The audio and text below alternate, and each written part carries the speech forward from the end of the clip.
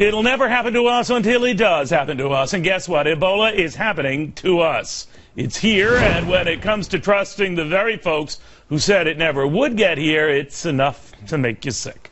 Welcome, everybody. I'm Neil Cavuto, and chalk it up to yet another crisis the government could be screwing up.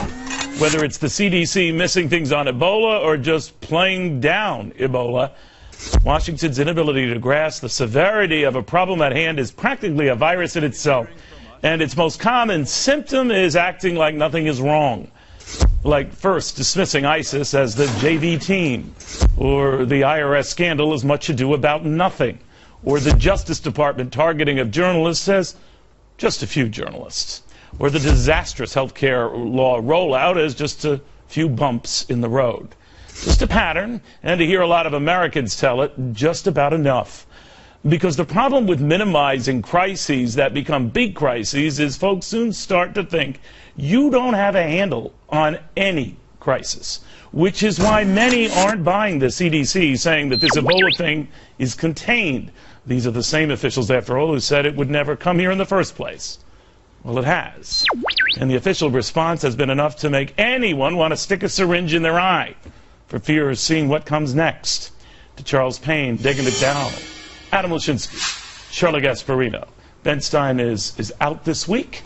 Charles Payne, what do you make of the official keep the syringe out of arm's reach, I guess? Listen, first of all, I agree. I don't think anyone would disagree. Lack of faith in government has been haven't heard Adam. That's been coming for a long time. Right, I was going to say, just give me my chance, There's Charles. no way in the world you have faith in this government. Not a lot of faith, that's for sure. And I think one of the things, though, people have to understand, we have to be more vigilant ourselves. We have to be more demanding as citizens, but I do worry when this creeps into our own lives, into our own personalities, and we lose faith and trust in our own abilities. In other words, separate the country from the people running the country. That's another dangerous part of this whole thing.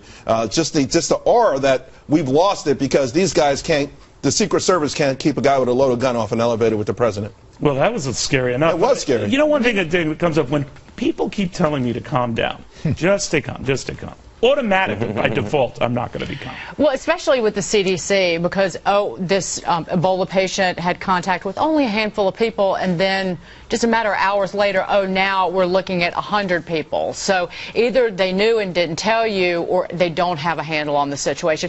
I kind of expect the CDC, I think part of its job is to calm the public and not create hysteria. So I kind of understand that if they go slowly, but what if they're just slow?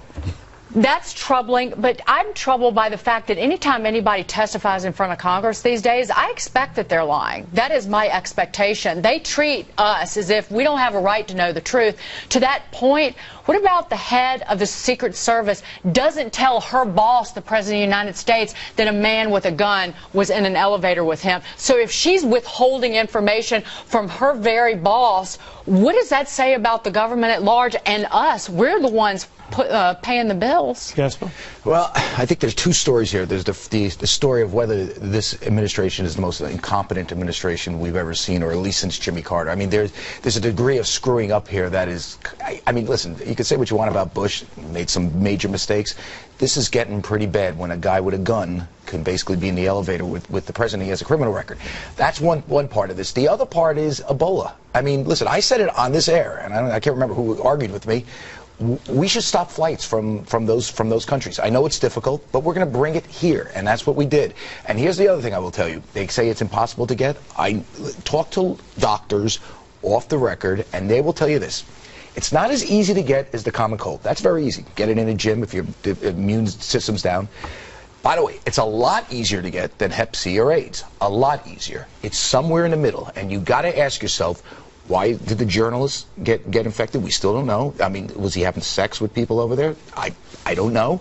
Why did the doctors that were over there? They weren't having sex, and they were theoretically taking some precautions. So this thing is easier to get than I believe any of these people are telling us. And by the way, by not telling us how people were infected, did they get cuts? Did they casually run into people? What's happening here, to your point, and back to the basic point of this opening segment, was whether the official responses were given or the warnings were given match the crisis at hand. We now know enough about Ebola that a lot of us sort of become quasi-Ebola experts. I know enough about it myself that it's mutated 212 times. Now, I don't know how that stacks up against other viruses, more, maybe less. I have no idea. I do know that it has changed markedly from what it originally started out as. So that then raises a question, does the CDC grasp what's going on here, and is their response appropriate to what's going on here? So, Neil, I'll make 2 points. The first is 3 cheers for us, and by us I mean the news media, including you, for giving the government and everybody else a really hard time over every mistake they make. That's exactly what we should do, because we're representing the citizens of this country. Number 2,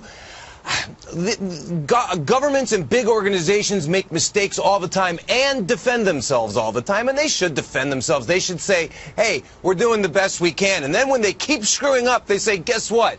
We screwed up, and we're firing people, and we're going to try harder. Well, they don't do that all the time. They don't do that all the time. They are. Let me just mention it. Let's bring this back to Ebola, if you don't mind. And Charles Payne, one of the things I found interesting in following this is the official response to how you deal with Ebola-related waste. Not to gross people out. Hopefully you've had your breakfast. But the point was this, that the CDC says you could treat this as medical waste when they go to clean up the Duncan apartment where he stayed before he got officially diagnosed. The Department of Transportation says, no, it's a whole different agent, Ebola. You can't transport it as such. So those are 2 official agencies speaking out of both ends of their mouth. Now, I'm not, bitching about them. I'm just saying we trust these guys to be on the same page. They're not. They're not. And then, of course, there was another agency, a local one, that says you can't even come in the apartment without a permit. So talk about the ultimate cluster. And by the way, they actually would knock on the door. Can we come in? No. So they went. And I'm just saying, this is now enough of a national emergency. We're not going to wait for the if I was president, we would have built a structure around the entire building. It's like, yeah, we're going to pump in oxygen, but you ain't leaving. Exactly. And it is. Listen, some of that stuff is embedded bureaucracy that we talk about, and it's inherent and gets worse under big government, big unwielding government. I think the part that Adam brought up that a lot of people are frustrated with, though, is the lack of mea culpas, is the lack of accountability, is the idea that somehow you're going to keep telling me something that we know isn't right is right. Stop lying to us. But Charles, let me ask you this. I have a very important question to ask. I mean, is there a libertarian solution to this? I mean, do you like the CDC or not? Do you want a CDC or not? The gist of what Neil's saying, and I think a lot of people would agree with, certainly I do, is just it's not even about libertarian, Republican, it's about honesty. Occasionally just being honest and straightforward. And big government generally is not honest with the people. Well, I mean, listen, I'm going to give you 2 images, Adam. On one hand, they're telling us you can't get this. It's impossible. You're on a plane. It's impossible to get. No problem. On the other hand, when people come over that are infected, they're doctors in hazmat suits. I mean, those are 2 contradictory images of Ebola, and it's not making any sense. Listen, my brother's a doctor. I'm not a scientist. I talk to people. I am telling you, it's a lot easier to get than HIV. It's a lot harder to get than the common cold, and we don't know a lot in the middle. Well, Adam always brings up private corporations and executives maybe not being truthful. They get fired. But, our safety, our health as a nation are not in the hands of some private company. There's a higher standard, I think, to the people who are elected. But I'm saying, your point is well taken. And I'm not here to disparage Democrats or Republicans. This has happened under prior administrations. Here's what worries me, that we're treated like, someone pats us on our head and gives us a warm glass of milk and says, go to bed. Condescending. But the nature of it is, don't worry about it. Or with the ISIS, first of all, the JV team, don't worry about it. You know what it's like? Or the first IRS development, it's just a few people. Turns out it's a few hundred people. Or the targeting of journalists, it's just a couple of journalists. Turns out it was dozens of journalists. You keep telling me to calm down and everything's all right and just deal. And then I find out it's not. You know what it is? It's Kevin Bacon in Animal House, standing in the middle of the street. Keep calm, all is well. I love when they flattened it. By the way, I think it's worse than that. And then he's flattened. I think it's George Orwell, 1984. Words don't mean anything. I mean, the FCC is obsessed with outlawing the use of the word Redskins. Okay, I mean, stuff like that is insane, and that's a real problem. I mean, when you think about it, that's the essence of a nanny state. And that is what we're focusing on. Not this. Well, we'll see what happens. In the meantime, hope you're okay.